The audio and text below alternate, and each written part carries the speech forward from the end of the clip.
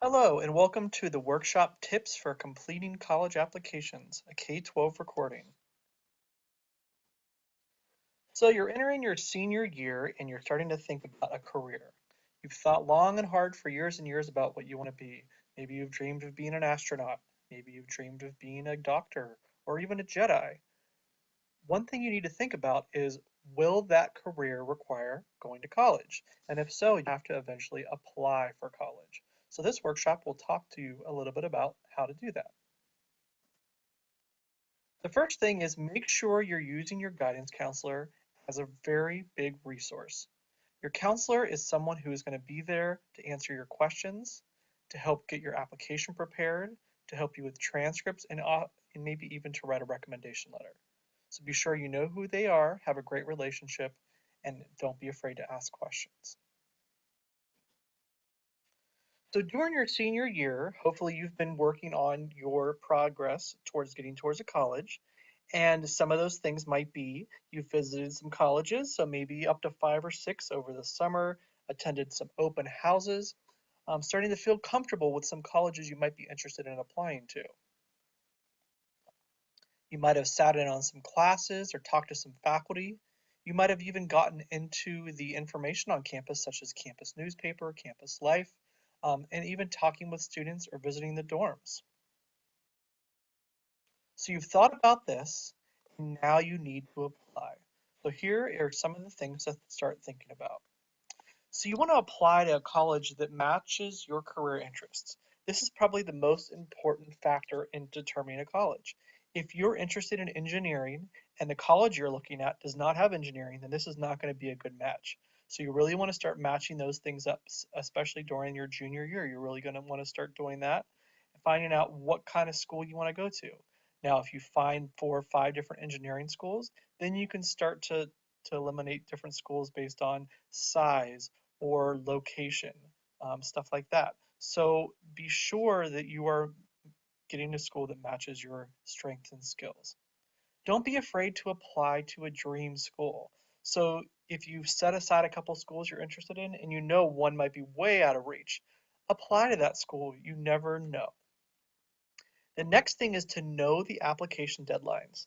For some majors, this is not going to be necessarily a competitive field if maybe they have a lot of slots in their department, and so the application deadline doesn't matter. But maybe you want to go into a really specific major that has a very challenging role in how many people are going to apply. So know those application deadlines. Start taking notes.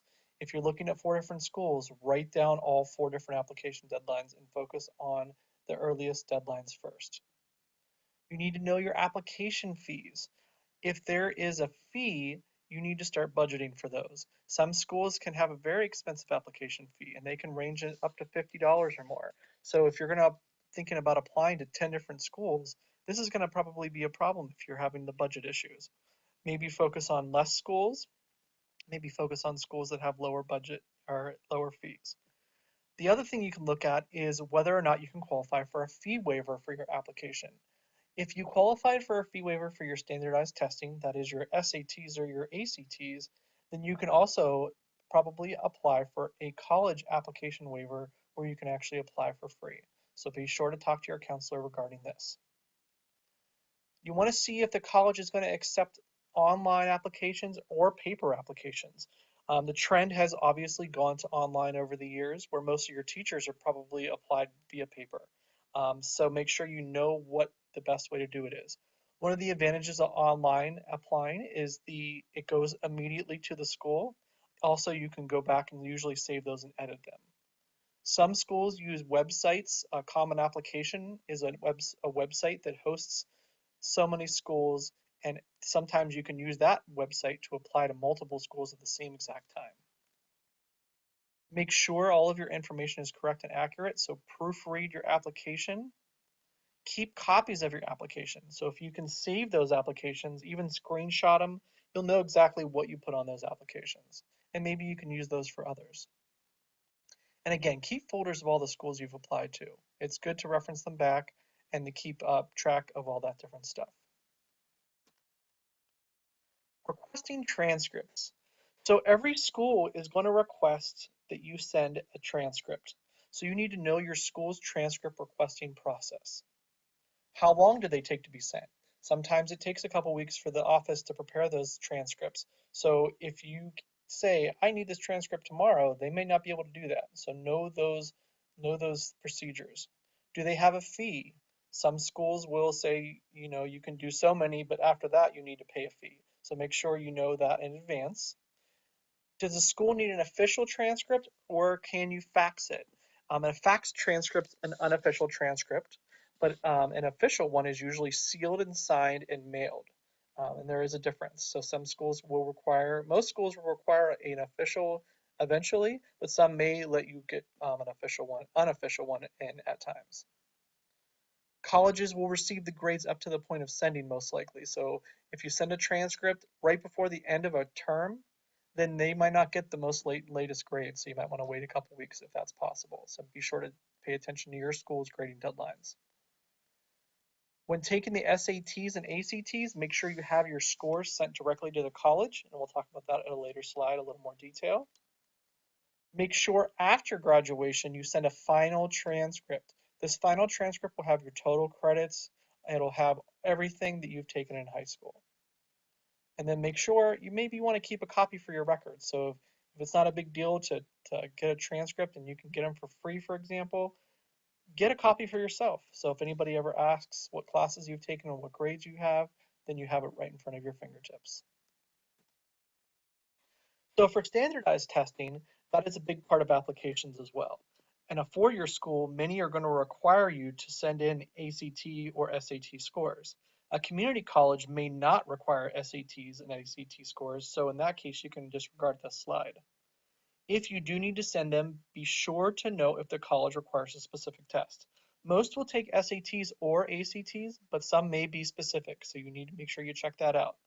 Some may require the SAT subject test, so make sure you check that out. Research the scores your college is looking for. There are multiple college guides that might give you a suggested score for if you're going to take a score like a college like Princeton, for example. They might say the average SAT score for Princeton is so and so. Just because you don't have that score doesn't mean you won't necessarily get in, but that's something to keep in mind as a barometer. So know that it's something that you should check out just to know, if you're really, really far off or if you need to even take those SATs one more time. ACTs and SATs allow you to send 4 free score reports when you apply to take those tests. So when you register for your SATs, they're going to say you have 4 free score reports. We will send them to the schools of your choice. So you pick your 4 schools. After they get their final SAT scores, they will send those out to the colleges. After that, you do have to pay a fee for those. So make sure that you do get those 4 free ones. Don't lie about your scores. So if you're writing in your application what the scores are and you're not 100% sure, check out your account on College Board for SATs and the ACT website. Make sure you do get those scores because eventually they will know the official scores. Recommendation letters. So sometimes schools are going to ask for recommendation letters and they might give you specific criteria on who should write those recommendation letters and what they're looking for.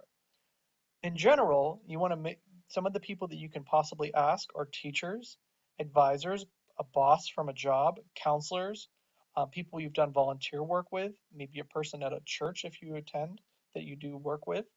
You can ask your teachers from your recent years, like if you're looking at a science engineering degree, then ask a science or a math teacher.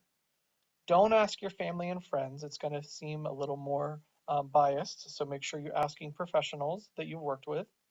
And you might want to ask if you could get a couple copies or ask if you can have permission to make a copy of that letter so that you can keep it on file. And last but not least, make sure you give your recommenders enough time. Don't ask a teacher if you can have a recommendation letter by tomorrow for a deadline. Make sure you plan ahead. Many schools require you to write a college essay. So they might ask a little bit about your background story or why you want to attend that college or why you want to be that major. So make sure you see if they require an essay. If they do, make sure you read the directions carefully, and every college is different. My advice is if it's an optional essay, do the essay. It's a great way to stand out and separate yourself from just a paper transcript or a paper application. This is really the time where you get to tell your story. Make sure you answer what the college is asking. Sometimes you start writing and you realize that you talked a lot about why you want to be an engineer. However, the question was, why do you want to even go to college in the first place? So make sure you're focusing on what they are asking. Think before writing, talk it over, brainstorm, write some of your ideas down. Keep to word limits. If a school asks for a 300 to 500 word essay, it's not going to look good if you write a 4 to 5 page essay that's 3,000 words. That'll probably be something that's not looked at favorably, and that could hurt you. So make sure you follow those instructions. Write a couple of drafts. Check out some different things, read them over, and proofread. Highlight your strengths. Explain if you had any hardships. Let's say, for example, that you had some sort of family emergency during your sophomore year and your grades suffered a little bit. And you've bounced back in your junior and your senior year, but that year is just hanging over you and you're afraid that it's going to affect whether you're accepted to college or not. Explain those things. College admissions know that there are different stories out there, and writing an essay is a good chance to get your story out there. Again, proofread your draft, look at your grammar, your punctuation, and your spelling. Have somebody review the essay. Don't just send it in. Let somebody else read it. Sometimes they'll find those grammar errors that you've read over and over but just kind of don't see anymore. Make sure everything's factual and that you tell the truth, and revise if you need to. And remember, again, the essay can go a long way towards telling your story. Last but not least, make sure you meet your deadlines. Again, the keep folders for each college, know those deadlines. This is very, very important. That's why I'm saying it another time. If there's some of them are due in the fall, some are due in the spring. Some are rolling admissions, which means that while they'll accept applications at any point, some specific majors might actually fill up. So make sure you're paying attention to that. And if you get a chance, apply early because it makes you look good and it helps to fill in the numbers a little earlier and it gets the stress off of you. But just remember, if you have an application that's due in the fall and you're just starting your senior year, that's going to creep up really quick. So pay attention to those deadlines. Last but not least, good luck in your college application process. We hope you get accepted to every school that you dream of. But if not, well, I'm sure you're going to do the best you can and you're going to enjoy your journey. Thank you very much.